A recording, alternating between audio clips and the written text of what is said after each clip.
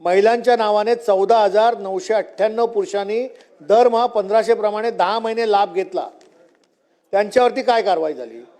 महिलांच्या योजनेसाठी पुरुषांनी कसा काय डल्ला मारला? 1,14,000 बोगस लाभार्थी सापडले।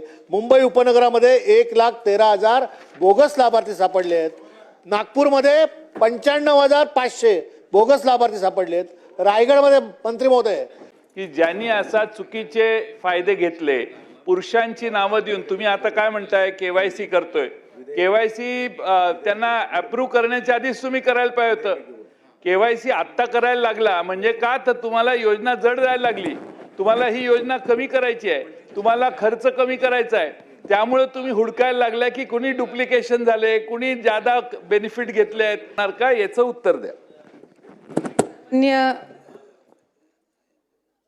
जयंत पाटील साहेबांनी या ठिकाणी ज्या बाबींचा म्हणजे उल्लेख या ठिकाणी केला, मी सर्वात पहिला जो लाडकी बहीण योजनेचा शासन निर्णय काढला त्यामध्येच या सगळ्या बाबी समाविष्ट केलेल्या होत्या।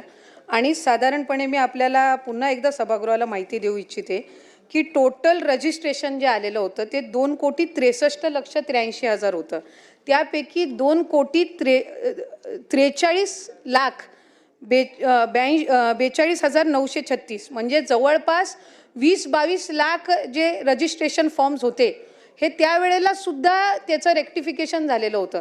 नाहीतर पहिल्याच ह्याला 2,63,00,000च लाभार्थी असते, ते 2,43,00,000 होते, म्हणजे 2.43 होते।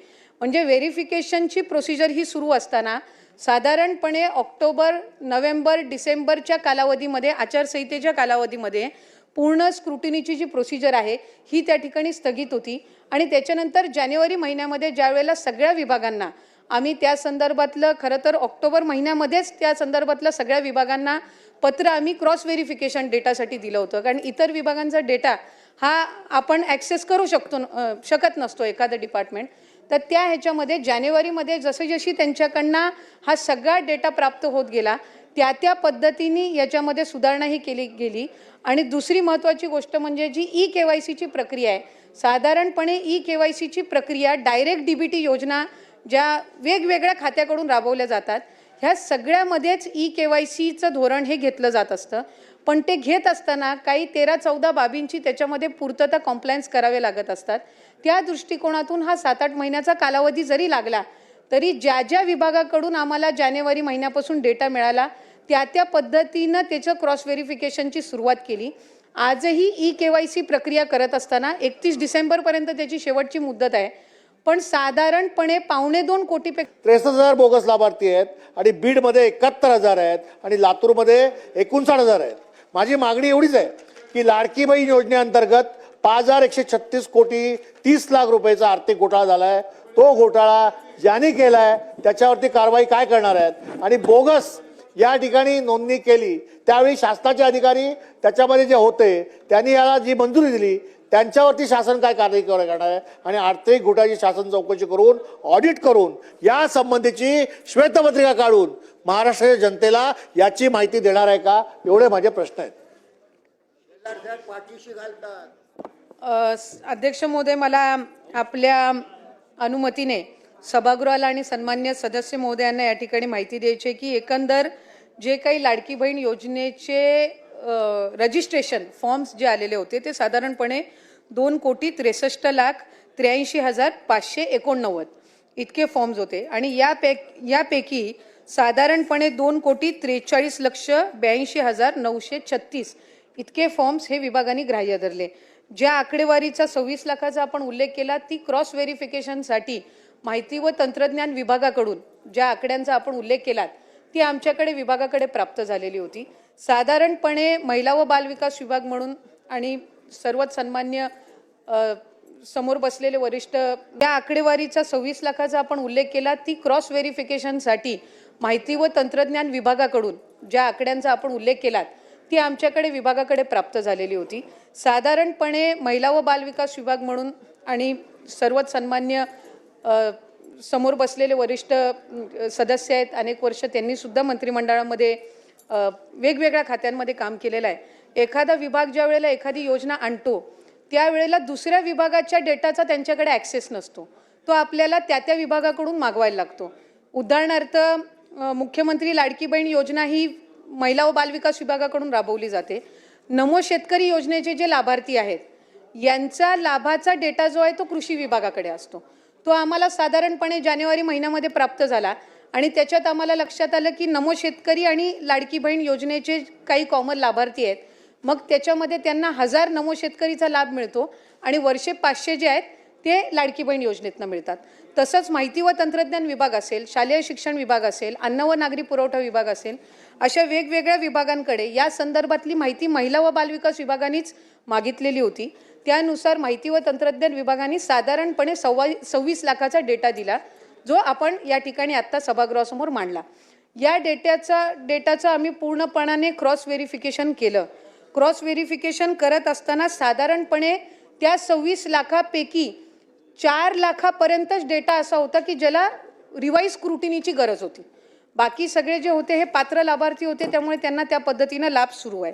आता आपण जे काही शासकीय ह्यांच्या संदर्भामध्ये आपण विचारलं, 8000 जे आपण बोगस विचारले, तर ते 8000 बोगस नसून ते 8000 शासकीय कर्मचारी म्हणजे प्राथमिक आरोग्य केंद्रांमध्ये किंवा वेगवेगळ्या शासकीय ज्या काही आपल्या नोकरी असतात त्याच्यामध्ये काम करणारे आणि नियमानुसार ते तशा पद्धतीनं लाभ घेऊ शकत नाहीत.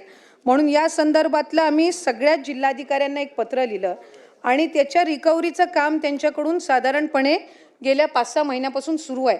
म्हणजे मी इथे सांगलीचं सुद्धा आपल्याला उदाहरण देऊ इच्छिते की सांगलीमधले सुद्धा प्राथमिक आरोग्य केंद्रामधले किंवा इतर शासकीय याच्यामध्ये काम करणारे जे आहेत त्यांची सुद्धा रिकव्हरीची जी काही प्रक्रिया आहे ती त्या ठिकाणी 10,500 असतील, कोणाचे 4,500 असतील, म्हणजे ज्या महिन्याला त्यांना वितरित झाले त्यानुसार आहे. आणि ही प्रक्रिया साधारणपणे 2 महिन्याच्या कालावधीमध्ये सगळ्या जिल्ह्यांची पूर्ण होईल. आता 12,000 जे आपण पुरुषांचं म्हटलं तो खरं तर आकडा साधारणपणे 12 ते 14,000 मध्ये येतो. ज्या वेळेला ही योजना सुरू केली त्यावेळेला निदर्शनास आलं की अनेक अशा महिला आहेत ज्यांचं स्वतःचं वैयक्तिक बँक खातं नाही आहे.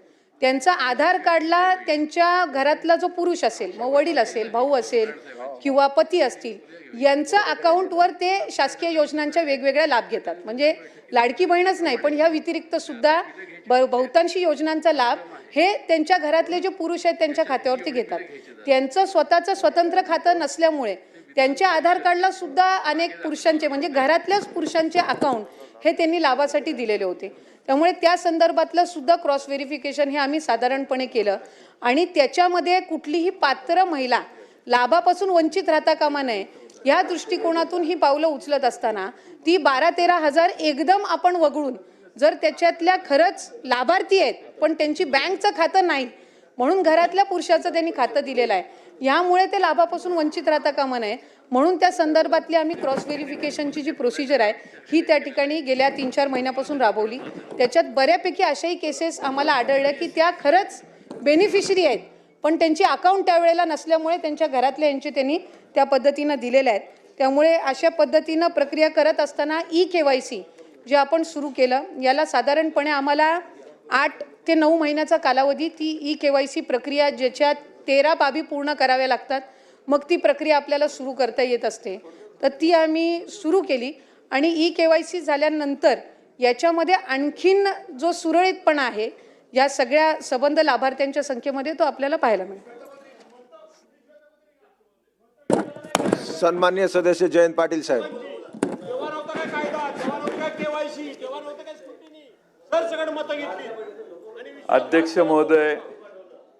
अध्यक्ष महोदय, मंत्री महोदयांच्या उत्तरातच कबुली जबाब आहे. विधानसभेच्या निवडणुकीच्या आधी ज्या घोषणा केल्या त्यामध्ये दुसरा कोणताही लाभ घेतलेला नसला पाहिजे अशी कंडिशन होती का? मग होती तर ज्यांनी असा लाभ घेतला ते अधिक दोषी ठरतात आणि ते दोषी ठरत असतील तर त्यांचे पैसे परत घेण्यापुरतं हे मर्यादित प्रकरण राहणार नाही. तर त्यांना अशी सिच्युएशन असताना मी दुसरीकडून लाभ 500 रुपयाचा घेतोय आणि तरी मी तुमच्याकडून 1500 मागितले आणि ती कंडिशन असेल तर त्या सगळ्यांच्यावर तुम्ही गुन्हे दाखल करणार काय? असं व्हेरिफिकेशन न करणाऱ्या अधिकाऱ्यांच्यावर तुम्ही गुन्हे दाखल करणार काय? आणि तिसरं म्हणजे सन्माननीय एकनाथ शिंदे